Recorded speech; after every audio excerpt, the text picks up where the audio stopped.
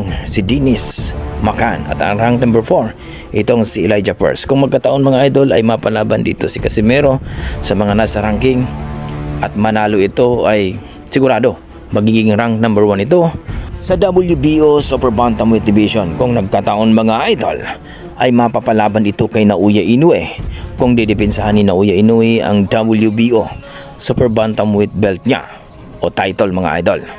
Pero hindi natin alam mga idol, baka pagtapos ng laban dito kay Sam Goodman itong si Naoya Inoue ay aakyat na ito sa featherweight division. Kung sino pong number 1 at number 2 dyan mga idol, sila po ang maglalaban. Dahil ngayon itong si Martin ay rank number 2, may posibilidad na si Martin talaga at si Casimero ang maglaban. So Pinoy sa Pinoy mga idol, dahil yan po ay championship bout dito sa WBO Super Bantamweight Division. At depende pa yan mga idol kung maikasa at